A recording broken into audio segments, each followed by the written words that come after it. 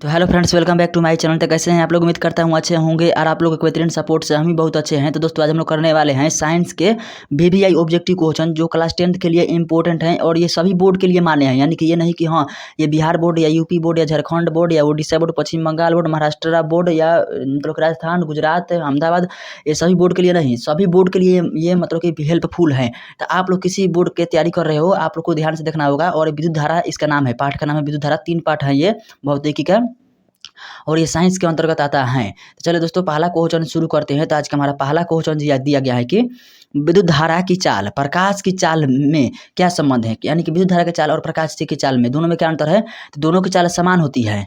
दूसरा number question है विद्युत धारा की चाल प्रकाश की चाल से अधिक होती है। तीसरा नंबर ऑप्शन है कि प्रकाश की चाल विद्युत धारा की चाल से अधिक होती है या सभी कथन सत्य हैं।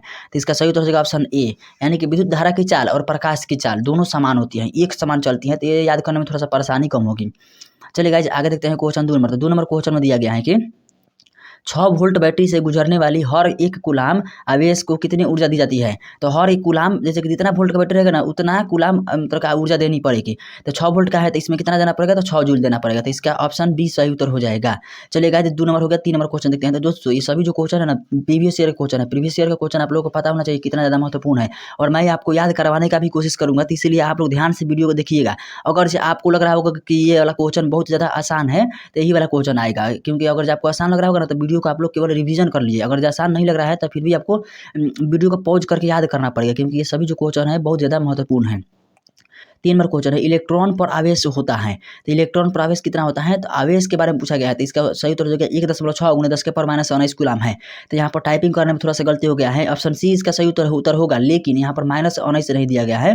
और दोस्तों यहाँ पर लैपटॉप में हमको पता नहीं है कि पावर में उसको कैसे 20 लिया जाया जाता है या 27 या 19 कैसे लिया जाता है, क्योंकि लैपटॉप को जानकारी थोड़ा सा हमें कम है, इसीलिए नहीं हो पा रहा है। 4 नंबर क्वेश्चन में दिया गया है कि समांतर क्रम में संयोजित 10 प्रतिरोध का जिनमें प्रत्येक का मान 10 ओम है समतुल्य प्रतिरोध होगा। तो अगर जैसे समांतर क्रम में होगा ना तो 10 प्रतिरोध है, 10 ओम का है ना, तो क्या करते हैं ना कि उसमें 10 से 10 में भाग दे देंगे तो 1 ओम होगा। नहीं तो दूसरा उपाय क्या है, तो 10 प्रतिरोध है ना तो जितना प्रतिरोध रहेगा और जितना ओम का रहेगा, सबसे पहले कितना ओम का है तो 10 ओम का है। तो 10 ओम का है तो 1/10 करके 1/10 कर देंगे और जितना बार जितना प्रतिरोध बोलेगा तो यहाँ पर 10 प्रतिरोध बोला गया है तो 10 बार जोड़ेंगे। 1/10 जोड़ 1/10 जोड़ 1/10 जोड़ 1/10, तो इसको 10 नीचे एलसीएम हो जाएगा और उसके बाद सबको जोड़ेंगे तो 10 से कम 10, 10 से कम 10, तो ऐसे करते करते यहाँ पर कितना हो जाएगा तो 10 10 10 10 तो 100 हो जाएगा। तो 10 10 10 करके कितना हो जाएगा तो 100 हो जाएगा। 100 में फिर 10 से भाग देंगे तो कितना हो जाएगा, तो 100 में 10 से भाग देंगे तो फिर कितना हो जाएगा तो 10 हो जाएगा। इसका सही उत्तर क्या हो जाएगा, इसका सही उत्तर हो जाएगा 1 ओम, क्योंकि हम बोले थे ना कि 10/10 करना है तो कितना हो जाएगा, इसका जगह तो 1 ओम हो जाएगा। तो चलिए दोस्तों आगे देखते हैं क्वेश्चन। तो अगले 5 नंबर क्वेश्चन है। तो 5 नंबर क्वेश्चन में दिया गया है कि अगर बैटरी से केवल प्रतिरोधकों के एक समूह ही संयोजित है तो स्रोत की ऊर्जा निरंतर पूर्ण रूप से किस ऊर्जा में परिवर्तित होता है। तो किस ऊर्जा में परिवर्तित होता है, तो इसका सही उत्तर क्या हो जाएगा, तो इसका सही उत्तर हो जाएगा ऑप्शन बी, यानी तापीय ऊर्जा में परिवर्तित होता है। तो जो दोस्तों अगर जो आपको इस तरह का क्वेश्चन और करना है ना तो आपको हमारे चैनल को सब्सक्राइब करना पड़ेगा। 6 नंबर क्वेश्चन है धातुओं तथा मिश्र धातुओं की प्रतिरोधकता बहुत कम होती है जिसका परिसर है। तो कितना होता है इसका परिसर, जैसे कि सभी का परिसर होता है, धातु धातु चालक कुछ चालक इन सभी का परिसर होता है। तो इन सभी का परिसर क्या होता है, तो इसका होता है परिसर 10⁻⁻82 मीटर से 10⁻6 ओम मीटर। चलिए गाइस आगे देखते हैं 7 नंबर क्वेश्चन। तो 7 नंबर क्वेश्चन में है कि अर्धचालक का ताप बढ़ाने पर उसका प्रतिरोध क्या होता है। ये वाला क्वेश्चन बहुत ज़्यादा इंपॉर्टेंट है। अर्धचालक का ताप बढ़ाएंगे तो उसका प्रतिरोध क्या होगा दोस्तों, घटता है।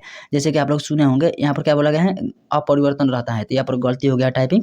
यहाँ पर क्या हो जाएगा सही उत्तर, तो इसका प्रतिरोध घटता है। प्रतिरोध का मतलब क्या हो जाएगा ना कि अगर जो आप एक जगह से दूसरी जगह पर विद्युत धारा को ले जा रहा है तो उसमें जो बीच में अगर जो कभी कभी मोटा तार रहेगा ना तो करंट जो होगा ना तो कम जा पाएगा, तो उसमें क्या होगा प्रतिरोध अधिक है। अगर जो करंट कम जा रहा है तो प्रतिरोध अधिक है और करंट फास्ट जा रहा है इसका मतलब प्रतिरोध कम है। तो आप लोग आप समझिए। अर्धचालक का ताप बढ़ाएंगे यानी कि आप लोग सुने होगा ना कि कोई मशीन होता है तो आप लोग बाजा होता है सुने होंगे, जितना अधिक गर्म होता है उतना अधिक क्या होता है वो अच्छा से काम करता है। ये कैसे, क्योंकि वो अर्धचालक का बना होता है और अर्धचालक का बना होता है तो उसका मतलब कि वो गर्म नहीं है ना, ठंडा है ना, तो वो थोड़ा कम काम करेगा यानी प्रतिरोध ज़्यादा होगा।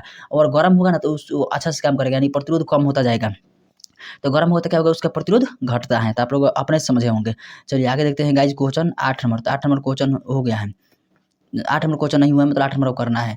तो यदि चांदी के तार का ताप बढ़ाया जाए तो उसका प्रतिरोध, तो चांदी क्या होता है, तो चालक होता है, और चालक का प्रतिरोध ताप बढ़ाए जाएंगे तो उसका प्रतिरोध क्या होगा, तो प्रतिरोध ही बढ़ेगा। तो इसका ऑप्शन ए सही उत्तर हो जाएगा। तो option A is the right answer of this question.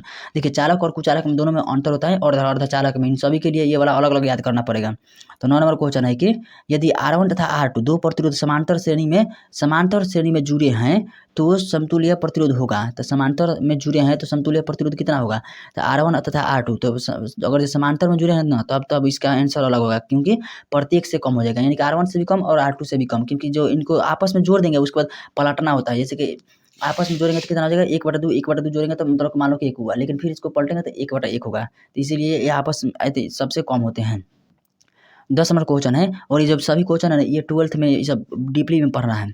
10 number question है, यदि 4 समान प्रतिरोधों का श्रेणी क्रम में जोड़ा जाता है तो उनका तुल्य प्रतिरोध 20 ओम होता है। प्रत्येक प्रतिरोध होगा, तो प्रत्येक प्रतिरोध कितना ओम का होगा गाइस, तो इसका सही उत्तर हो जाएगा ऑप्शन ए, यानी कि 5 ओम का होगा प्रत्येक प्रतिरोध। चलिए 11 नंबर क्वेश्चन देखते हैं, धातुओं में धारावाहक होते हैं। तो धातुओं में धारावाहक क्या होते हैं, तो पहला ऑप्शन है प्रोटॉन, दूसरा है मुक्त इलेक्ट्रॉन, तीसरा है कोर इलेक्ट्रॉन, चौथा है इनमें से कोई नहीं। तो धातुओं में धारावाहक क्या होते हैं, तो इसका सही उत्तर क्या हो जाएगा, तो इसका सही उत्तर हो जाएगा मुक्त इलेक्ट्रॉन। तो इलेक्ट्रॉन ही होते हैं, प्रोटॉन तो किसी हाल में नहीं होगा, लेकिन इसमें पूछा जाता है कि कौन सा इलेक्ट्रॉन होगा। मुक्त इलेक्ट्रॉन के मतलब जो एक्स्ट्रा में रहेगा वो वाला, जो एक्स्ट्रा में रहेगा उसी को बोलते हैं मुक्त इलेक्ट्रॉन। चलिए आगे देखते हैं क्वेश्चन 12 नंबर। तो 12 नंबर क्वेश्चन में दिया गया है कि किस उपकरण में धन यानी कि प्लस और ऋण यानी कि माइनस का चिन्ह नहीं होता है। तो किस में नहीं होता है, तो पहला है एमीटर में, दूसरा है वोल्ट मीटर में, तीसरा है कुंडली में, चौथा है विद्युत सेल में। तो किस में नहीं होता है धन और ऋण का चिन्ह, किस में नहीं होता है, तो इसका सही उत्तर देगा ऑप्शन सी, यानी कुंडली में धन और ऋण का चिन्ह नहीं होता है। 13 नंबर क्वेश्चन में है कि लंबाई बढ़ाने से तार का प्रतिरोध क्या होता है, बढ़ता है कि घटता है कि क्या होता है, बताना है यही। तो लंबाई बढ़ने से तार का प्रतिरोध क्या होता है, तो लंबाई बढ़ने से तार का प्रतिरोध भी बढ़ता है, यानी ऑप्शन ए इसका सही उत्तर हो जाएगा। चलिए 14 नंबर क्वेश्चन देखते हैं। तो 14 नंबर क्वेश्चन में दिया गया है कि यदि 5 समान प्रतिरोधों को समांतर क्रम में जोड़ने पर उनका तुल्य प्रतिरोध 10 ओम है तो प्रत्येक प्रतिरोध होगा। तो प्रत्येक प्रतिरोध कितना ओम का होगा गाइज, देखिए क्या बोला है, 5 समान प्रतिरोधों को समांतर क्रम में जोड़ा जाएगा। समांतर क्रम में जोड़ा जाएगा, 5 गो है और सबका प्रतिरोध कितना है, तो 10 है। तो इसको क्या करना होगा, पहले बॉटम करके जोड़ना पड़ेगा। तो 1/10 1/10 1/10 1/10 करके जोड़ेंगे तो कितना हो जाएगा, तो नीचे एलसीएम हो जाएगा 10 और ऊपर कितना होगा, तो 2 2 2 2 2 होगा, यानी कि 1/10 1/10 1/10, तो 10 10 तो 1 1 1 1 5/10 होगा। 5/10 होगा तो 5/10 को काटेगा तो 5/10 को काटेगा, 5 दूनी 10, यानी कि 1/2 होगा। और 1/2 जो होगा ना, तो उसको प्लॉट करके आंसर बताना पड़ेगा। तो उसका सही उत्तर क्या हो जाएगा गाइस, तो इसका सही उत्तर हो जाएगा, यानी कि 1/2 को पलटना होगा तो कितना हो जाएगा, तो 5 ओम हो जाएगा। आप लोग बाटा करके जोड़िएगा तो और अच्छा से बन जाएगा। चलिए दोस्तों 15 नंबर क्वेश्चन देखते हैं। तो 15 नंबर क्वेश्चन में दिया गया है कि समांतर क्रम में संयोजित प्रतिरोधों की संख्या घटने के उपरांत संयोजित प्रतिरोधों का कुल प्रतिरोध कितना होता है। तो इसका सही उत्तर क्या हो जाएगा, तो इसका सही उत्तर क्या हो जाएगा, तो इसका सही उत्तर हो जाएगा ऑप्शन ए, बढ़ता है। और ये सभी जो क्वेश्चन है ना 12th क्लास में बहुत डीपली में पढ़ना है, आप लोग केवल ध्यान दे दीजिए। और ये इसके अगर जो आपको ये वाला क्वेश्चन हार्ड लग रहा होगा ना, तो ये वाला जो है ना 450 से 500 नंबर जो लाएगा वही वाला स्टूडेंट देखेगा, क्योंकि ये विद्युत धारा से हम लोग ये चौथा लेसन है हम लोग का। इससे पहले हम लोग 2-3 लेसन कर लिए हैं। जो आपको आसान देखना होगा तो पहले लेसन कराया गया है, आप लोग आसान जाकर देख सकते हैं। 16 नंबर क्वेश्चन है, 20 डिग्री सेल्सियस पर सिल्वर का विद्युत प्रतिरोधकता होता है। तो 20 डिग्री सेल्सियस पर सिल्वर का विद्युत प्रतिरोधकता कितना होता है गाइज, तो इसका सही उत्तर क्या हो जाएगा, तो डी होता है, यानी कि 1.6 × 10⁻8 ओम मीटर होता है। 17 नंबर क्वेश्चन में दिया गया है कि निम्न में से किसका अर्थ जल होता है, पेट्रो, टर्बो, नाइट्रो, हाइड्रो। तो हाइड्रोजन का मतलब क्या होता है, जल होता है। जैसे क्यों होता है, क्योंकि जैसे हाइड्रोजन ऑक्साइड जल का सूत्र होता है H2O मतलब हाइड्रोजन ऑक्साइड, तो इसका मतलब जल होता है। चलिए 18 नंबर क्वेश्चन देखते हैं। तो 18 नंबर क्वेश्चन में दिया गया है कि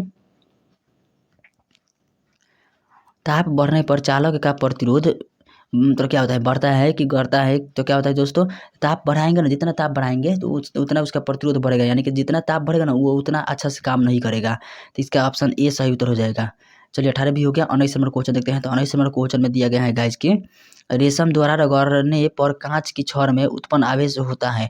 तो रेशम द्वारा रगड़ने पर कांच की छड़ में उत्पन्न आवेश कितना होता है दोस्तों, तो इसका सही उत्तर क्या हो जाएगा, तो इसका सही उत्तर हो जाएगा ऑप्शन बी, यानी कि धन आवेश होता है। रेशम द्वारा रगड़ने पर कांच की छड़ में उत्पन्न आवेश क्या होता है, धन आवेश होता है। चलिए आगे देखते हैं 20 नंबर क्वेश्चन। तो 20 नंबर क्वेश्चन में दिया गया है कि ऊन द्वारा एबोनाइट के छड़ को रगड़ने पर एबोनाइट की छड़ पर उत्पन्न आवेश होता है। तो उत्पन्न आवेश क्या होता है, तो इसका सही उत्तर हो जाएगा ऑप्शन ए, यानी कि ऋण आवेश उत्पन्न होता है। तो चलिए गाइस आज के लिए इतना ही। वीडियो देखने के लिए धन्यवाद। Thanks for watching this video. Thank you दोस्तों। तो आप लोग अगर जो वीडियो को ध्यान से देखे होंगे तो आपको बहुत ज़्यादा खुशी हुई होगी, क्योंकि ये सभी जो क्वेश्चन है ना, ये